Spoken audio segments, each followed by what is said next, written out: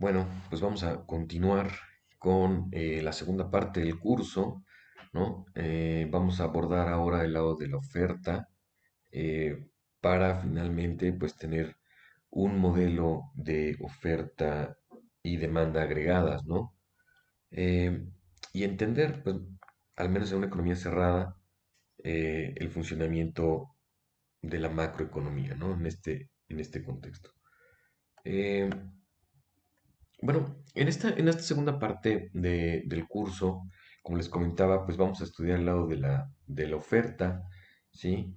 Eh, de tal manera que pues podamos hacer un análisis, ¿no? De perturbaciones exógenas. Y en este caso, el lado de la oferta lo vamos a entender como el estudio, ¿sí? De la empresa y el estudio de los trabajadores, ¿sí? La empresa como demandante de trabajo y oferente de productos, y los trabajadores como oferentes de trabajo y demandantes de productos, ¿no? Entonces, esta relación entre las empresas, los trabajadores, cada uno desempeñando un papel de oferente y demandante en cada uno de estos mercados, pues van a componer lo que se denomina el lado de la oferta, ¿sí? En esta parte también vamos a hablar o vamos a denominar eh, el largo, el largo plazo, ¿sí? Vamos a denominar el largo plazo. Eh, en algunos textos le llaman el mediano plazo, ¿no? Y ya se refieren al largo plazo a los modelos de crecimiento, ¿no? Entonces, nosotros vamos a llamarle a esto a largo plazo y a los modelos de crecimiento los podríamos entender como modelos de muy largo plazo. Sí, entonces, y vamos a ver que en este análisis que vamos a hacer de largo plazo, lo que se va a ajustar son los precios y las expectativas.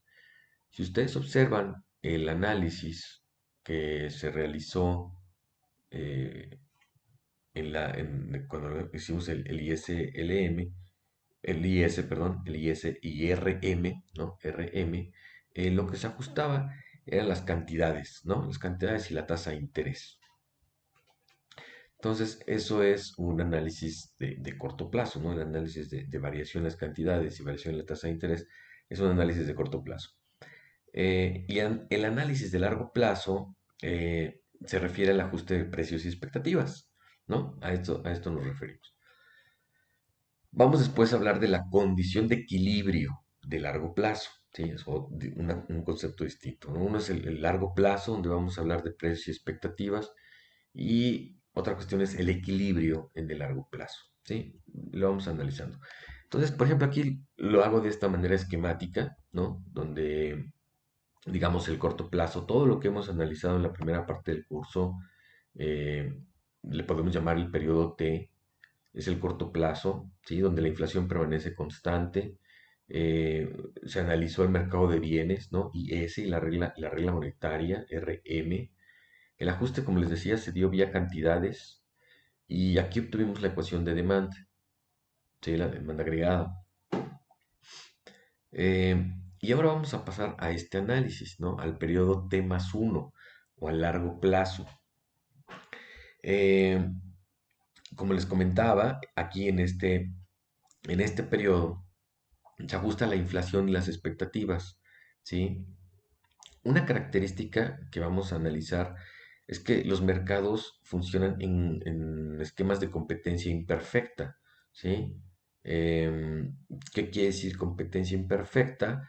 Pues que los participantes en el mercado tienen la capacidad, o al menos cierta capacidad, para poder fijar sus precios, ¿sí? Eso es lo que se entiende por poder de mercado, ¿no? La capacidad que una empresa tiene para poder fijar los precios.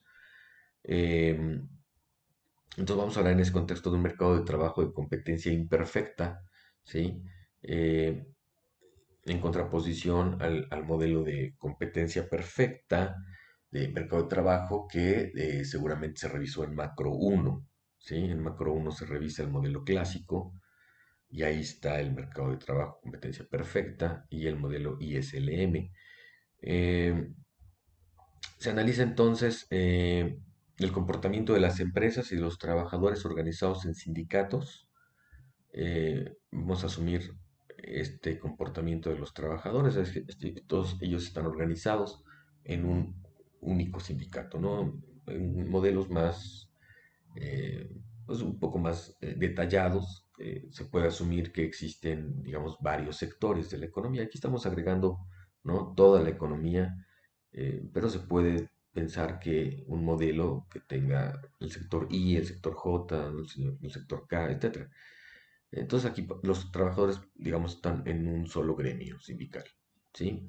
Eh, y lo que vamos a hacer es obtener una curva de oferta agregada, ¿sí? Una curva de oferta agregada para completar el esquema, ¿no? De la demanda agregada junto con el de la oferta. Entonces,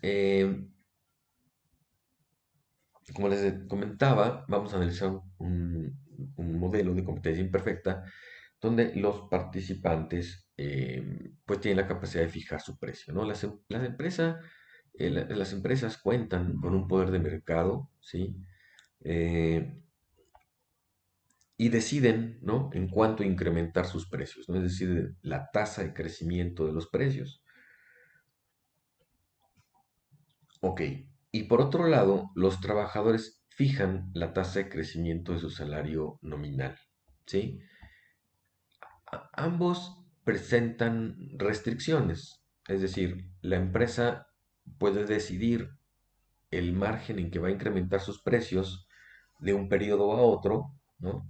Es decir, del periodo T al periodo T más uno, en cuánto se van a incrementar los precios. Bueno, eso lo decide la empresa, pero vamos, no puede incrementar sus precios infinitamente, ¿no? Enfrenta una demanda, ¿sí? Esta demanda puede ser elástica o inelástica, ¿sí? Entonces, pensemos que la demanda fuera elástica, ¿sí? Fuera mayor, ¿no? Un valor mayor a 1, ¿no? En valor absoluto. Eh, entonces, si esta empresa con poder de mercado incrementa demasiado sus precios, pues puede ser que la demanda caiga demasiado, ¿no? Porque es elástica. Lo mejor sería que fuera inelástica, ¿no? De tal manera que cuando suba el precio, la demanda va a caer, pero muy poco, ¿sí? Entonces la empresa enfrenta una restricción. ¿Qué restricción está?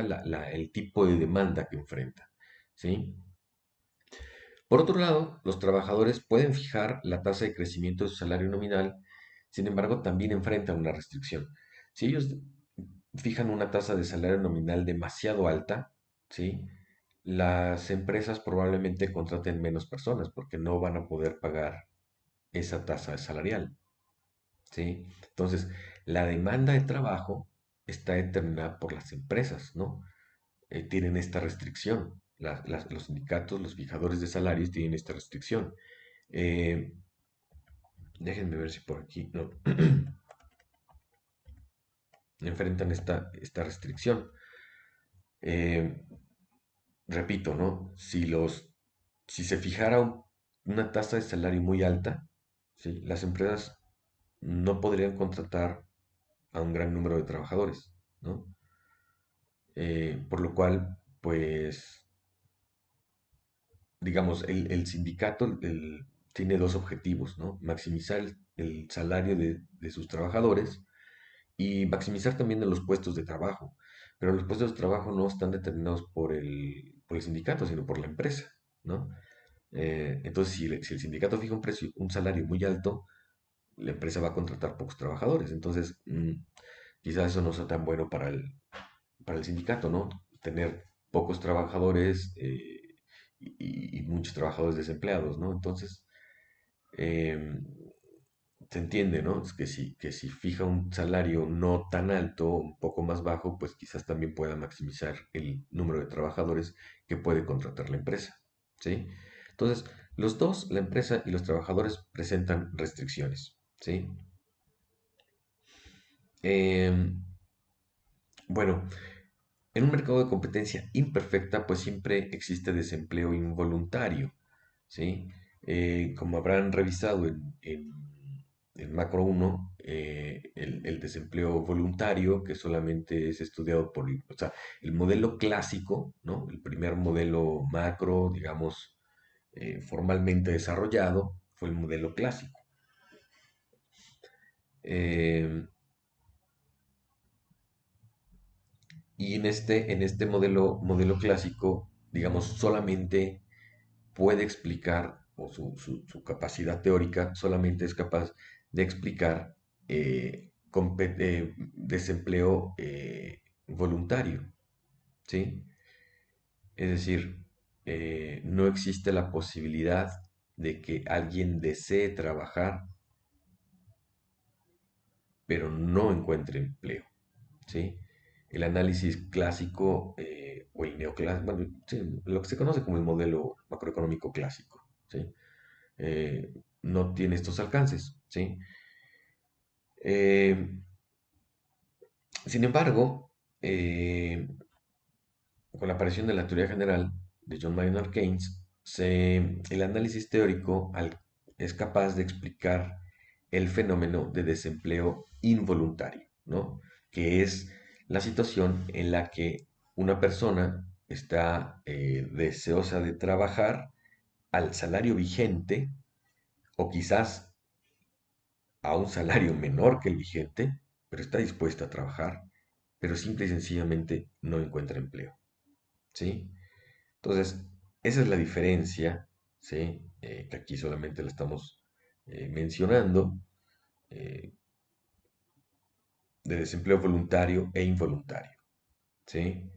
Eh, entonces, debo suponer que estos conceptos, bueno, ya a estas alturas deberían estar más o menos revisados, ¿no? En otros cursos, particularmente el curso Macro 1, donde se hace esta transición del modelo keynesiano al clásico, ¿no? Y explicar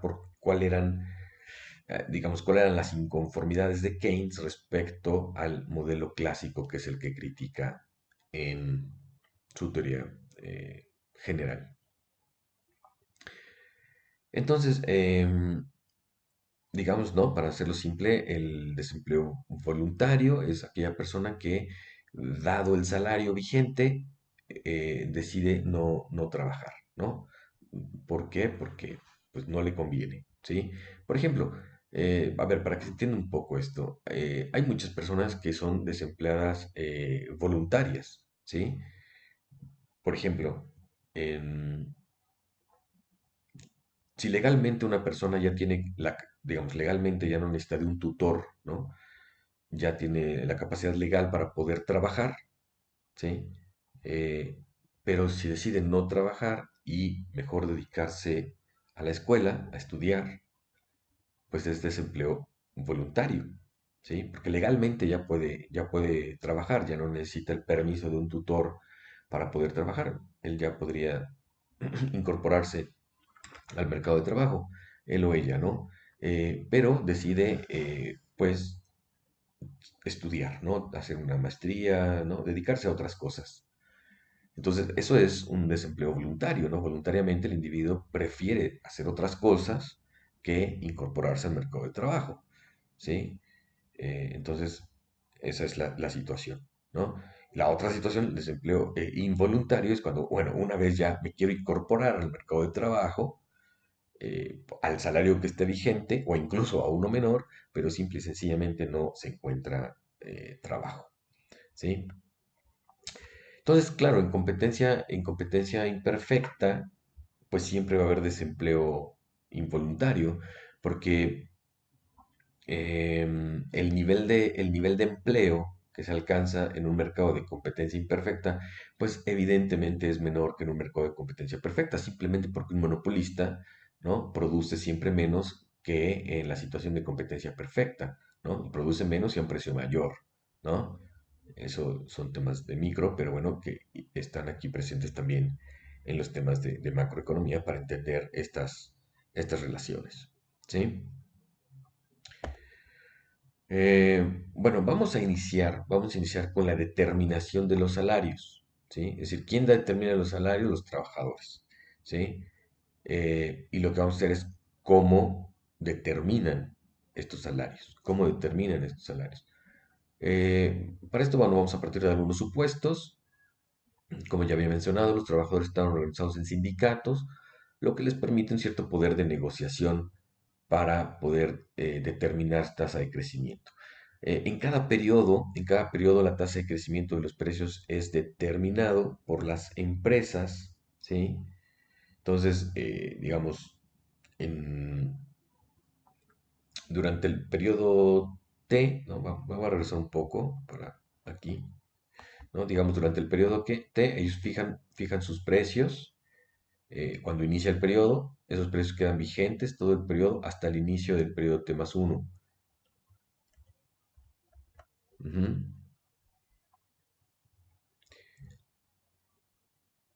Y en cada periodo también los trabajadores van a determinar su tasa de crecimiento del salario. Es decir, en este momento en T se fija el- la tasa de crecimiento de los salarios, ¿sí? El cual va a estar vigente durante todo este periodo hasta la siguiente ronda de, digamos, de ajuste salarial y de ajuste de precios, ¿sí? Podemos pensarlo que, digamos, el 1 de enero del periodo T, ¿no? Vamos a pensar que el día 1 del periodo T, los trabajadores fijan su, el incremento salarial, ¿sí? De tal manera que no provoque desempleo, ¿no? O que no provoque que las empresas no contraten a trabajadores, ¿sí? Entonces, fijan su tasa de crecimiento del salario. Las empresas observan en cuánto va a incrementar sus costos. Vamos después a entender esto con más detalle, pero evidentemente el pago de salarios pues representa un costo laboral para las empresas. Entonces, las empresas observan esos costos laborales y con eso pues determinan el incremento de los precios. Y ese incremento salarial, ese incremento en los precios va a estar vigente todo el periodo hasta el siguiente día 1 del periodo T más uno. ¿Sí?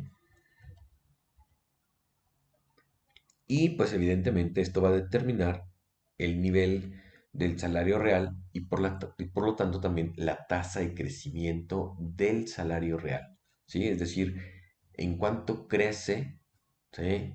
El poder de compra de los trabajadores. ¿De acuerdo? Bueno, vamos a denotar al salario nominal como W mayúscula, los precios como P, ¿sí? De tal manera que el salario real, ¿sí? Se define como W entre P. ¿Sí? Esto, digamos, en términos de niveles, ¿no? Eh, es decir, salario, el monto del salario nominal, dividido entre el monto de los precios, ¿sí? A ver, ¿qué nos dice el salario real? Fíjense, aquí pongo las unidades de medida, ¿no? El salario son las unidades monetarias que se pagan por una unidad de trabajo, ¿sí? Entonces, este puede ser un número, digamos 100, vamos a poner 100 unidades monetarias que se pagan, digamos, por una unidad de trabajo. Esta unidad de trabajo puede estar medida eh, por hora de trabajo, por semana, ¿no? Por día, primero, por hora, por día, por semana, ¿no? Por quincena, no sé. ¿Sí? Generalmente podemos pensar, lo más sencillo es pensarlo por día o por hora, ¿no? Es decir, el salario es entonces, el salario nominal son las unidades monetarias que se pagan por un día de trabajo, ¿no? O por una hora de trabajo. Mientras que los precios son las unidades monetarias que se entregan a cambio de una unidad de algún bien X, ¿sí? Aquí manipulamos las unidades de medida, vamos a hacer medios por medios abajo y extremos por extremos arriba, y vean ustedes que haciendo esa manipulación me queda esta expresión que tengo acá y las unidades monetarias pues se eliminan, ¿no? Y entonces, ¿qué me está diciendo el salario real? El salario real me dice el número de producto, ¿no? De producto X que se obtiene a cambio de una unidad de trabajo, ¿no? El salario real mide el producto que se puede obtener por un día de trabajo, ¿sí? Entonces, por ejemplo, si aquí tenemos un, no sé, un 10, ¿no? 10 pues van a ser 10 productos X, ¿no? 10 cantidades de producto X que se pueden intercambiar por, o que se puede obtener por un día de trabajo, por una hora de trabajo, ¿sí?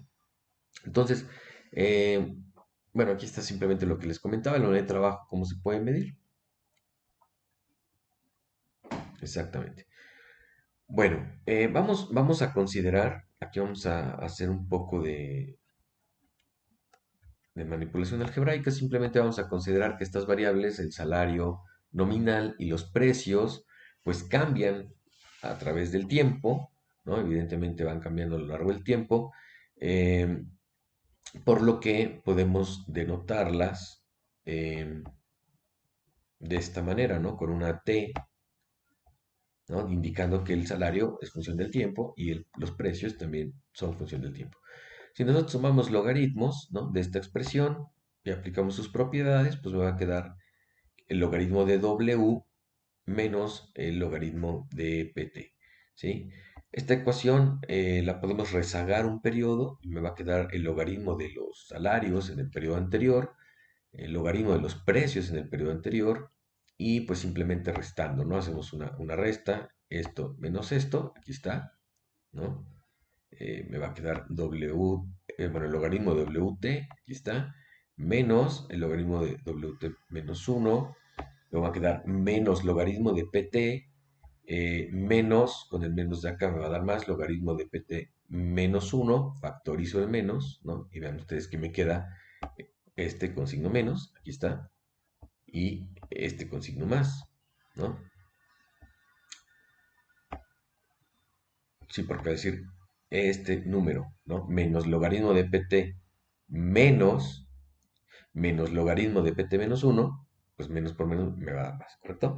Entonces, ¿qué es lo que tengo aquí? La diferencia del logaritmo de una variable que es función del tiempo, pues lo que me está dando es la tasa de crecimiento del salario nominal. Y pues esta, ya sabemos que cuando sacamos la diferencia de dos logaritmos, ¿no? De una sola variable, pues es la tasa de crecimiento del nivel de precios, ¿sí? Entonces tenemos la tasa de crecimiento del salario nominal menos la tasa de crecimiento del nivel de precios. Vamos a anotarlo de esta manera, a la tasa de crecimiento del salario nominal, lo vamos a anotar como W minúscula punto, ¿sí? Y la tasa de crecimiento de los precios la vamos a denotar como pi, ¿sí? Esto no es otra cosa más que la inflación, ¿no? La tasa de crecimiento de los precios, pues es la inflación, la anotamos como pi, y la tasa de crecimiento del salario, el salario nominal lo vamos a estar como W puntito, ¿sí? Ok, ahora, ¿de qué depende la tasa de crecimiento del salario nominal? ¿De qué depende esta tasa de crecimiento? Eh, bueno, lo primero que podríamos pensar, ¿no? Recordemos que esta tasa de crecimiento del salario nominal, pues la van a fijar los trabajadores. ¿Con base en qué lo van a fijar? Bueno, lo primero que se nos podría ocurrir es con base en la inflación, ¿no? Si ellos piensan, ¿no? Que la inflación, acuérdense que la fijación de los salarios y de precios se hace al inicio digamos, de cualquier periodo, vamos a pensar que se hace al inicio del periodo T, ¿sí? Y va a prevalecer todo el periodo hasta el primer día del periodo T más uno. Una vez se decida la tasa de crecimiento de los precios y la tasa de crecimiento de los salarios, van a prevalecer durante todo el periodo hasta el siguiente periodo en el que se puedan modificar precios y salarios, ¿sí? Tasas de crecimiento de los precios y tasa de crecimiento de los salarios. Entonces, Regreso. Entonces, lo que deben hacer los trabajadores es que si voy a fijar la tasa de crecimiento del salario al inicio del periodo, pues yo debo saber al menos aproximadamente cómo se van a comportar o qué van a decidir las empresas sobre el crecimiento de los precios, ¿sí? Porque si los negociadores o los que van a determinar la tasa de crecimiento del salario nominal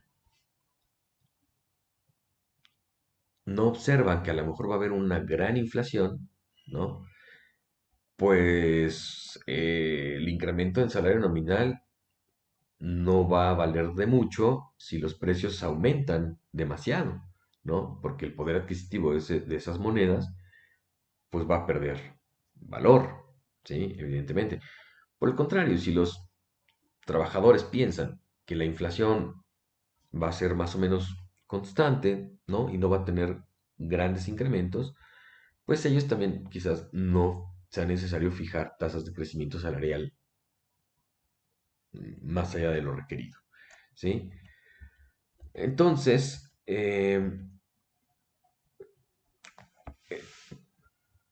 pero como se pueden dar cuenta, eh, los trabajadores pues no tienen control de la inflación, esa la determinan las empresas. Entonces, cuando los trabajadores fijan la tasa de crecimiento de los salarios nominales al principio del periodo, pues lo mejor que pueden hacer es formarse una expectativa, ¿no? Sobre cómo se va a comportar la inflación a lo largo del periodo, porque no podrá haber otra ronda de negociación salarial y de variación de los precios sino hasta el siguiente periodo, ¿sí?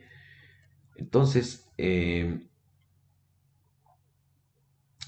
la fijación del salario nominal, de la tasa de crecimiento nominal, pues se hace teniendo en mente la inflación esperada, ¿no? Lo que los trabajadores esperan que vaya a ocurrir con los precios, pues bueno, lo incorporan, ¿no? Y con base en eso, pues ya podrán establecer una tasa de crecimiento del salario nominal mayor o menor, ¿sí?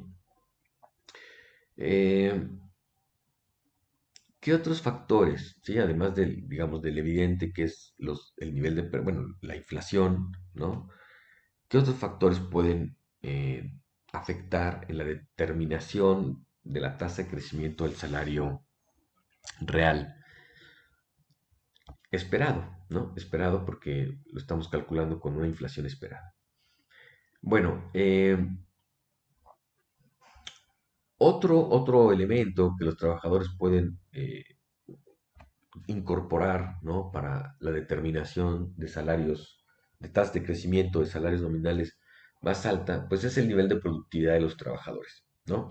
Eh, Evidentemente, si los trabajadores son más productivos, pues tendrán, digamos, el sindicato la capacidad de poder establecer un salario nominal, una tasa de crecimiento del salario nominal un poco mayor, ¿sí? Ok, otro elemento que deben considerar es la tasa de desempleo, ¿sí? La tasa de desempleo. Eh, Ven ustedes,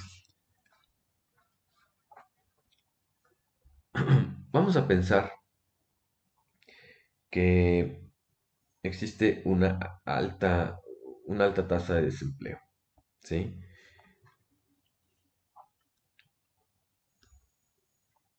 Si existe un alto desempleo es porque pues, la economía no está creciendo, las empresas no están produciendo, por lo tanto pues, no requieren de mano de obra y eso genera desempleo, ¿sí? Entonces, evidentemente, habrá muchos trabajadores que no encuentren puestos de trabajo, ¿sí? Que estamos suponiendo que el desempleo es alto, ¿sí? El desempleo es alto, la actividad económica es baja, las empresas no están contratando trabajadores y, y si ante ese escenario el sindicato fija una tasa de crecimiento muy alta,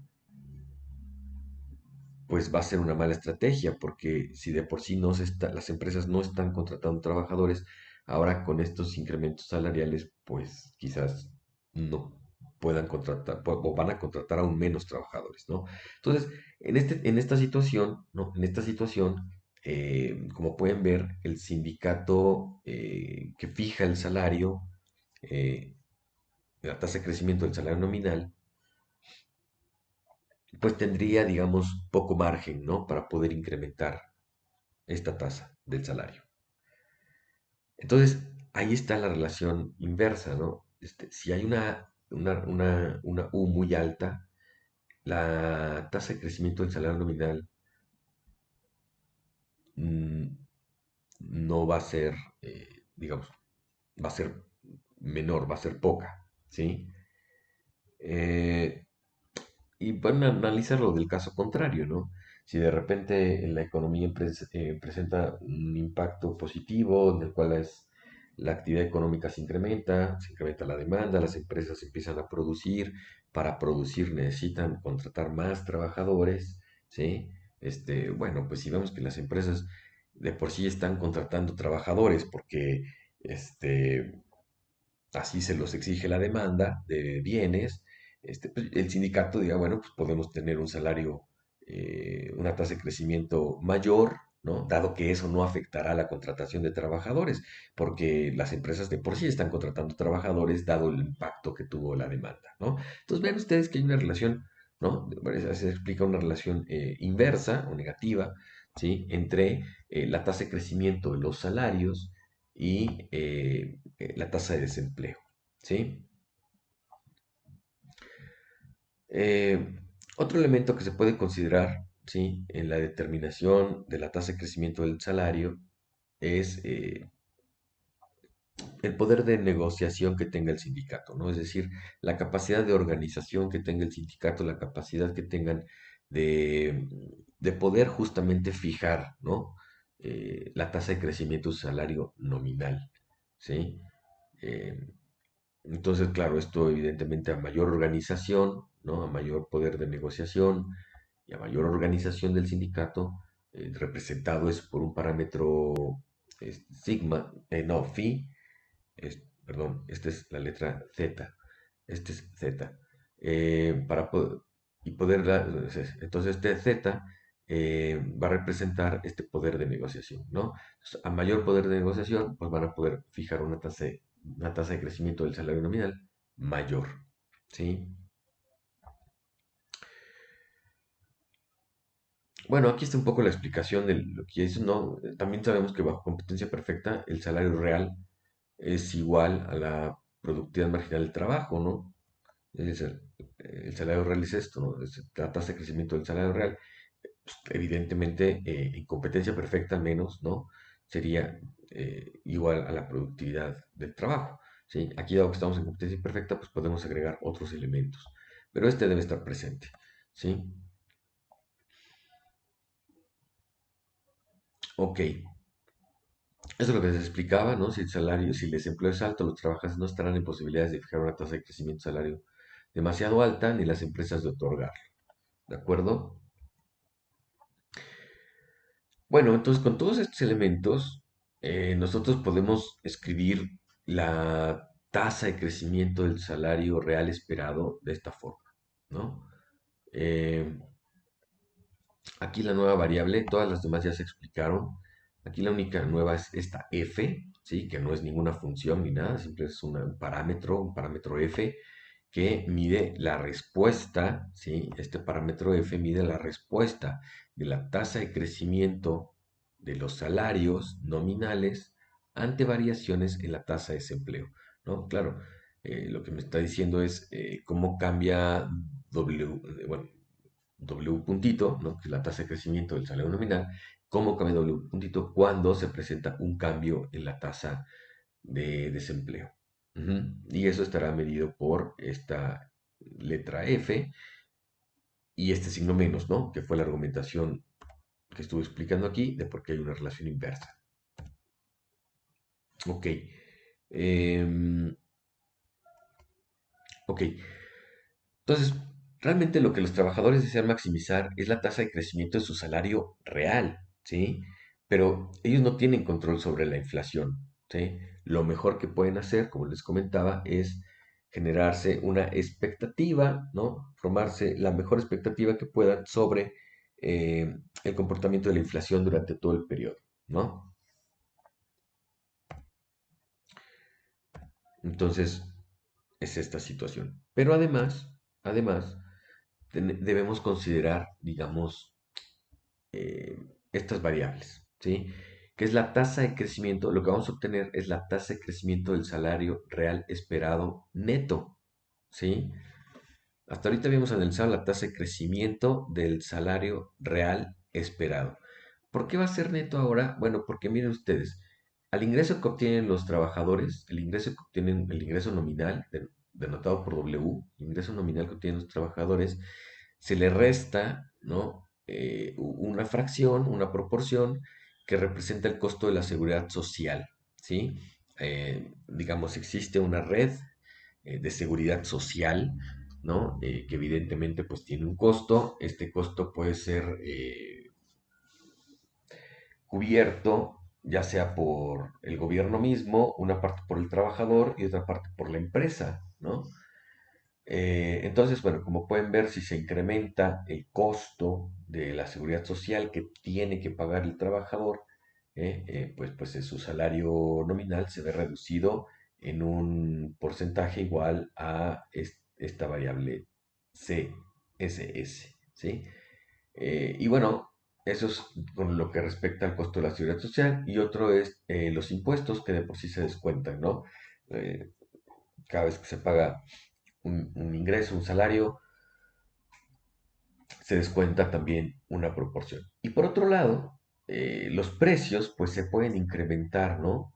Digamos, se incluyen lo que aquí llamamos IVA, ¿no? O impuestos, simplemente, taxes. Eh, entonces, claro, eso incrementa los precios, lo que hace que el poder de compra del trabajador disminuya, ¿sí? Entonces, se, se agregan estas variables, ¿sí? Simplemente indicando que estas variables van a disminuir el salario nominal y van a aumentar los precios esperados, ¿sí? Bueno, considerando cada una de estas variables que componen el salario real, son función del tiempo, ¿sí? Y además vamos a utilizar esta aproximación. Esto es una aproximación siempre y cuando, siempre y cuando eh, estas variables CSS y TW no sean demasiado grandes, digamos menores a 0,1, esta aproximación funciona bien, ¿sí? Entonces, utilizando eso, bueno, aquí pongo todo el proceso que ustedes lo pueden verificar poco a poco, ¿no? Aplico las propiedades de los logaritmos, hago las aproximaciones que se propusieron, rezagamos un periodo, hacemos la resta y acomodamos. Ustedes tienen que llegar a esta expresión, ¿sí? A esta expresión. Y como ustedes pueden ver, bueno, aquí simplemente estamos renombrando, estas ya la habíamos denotado,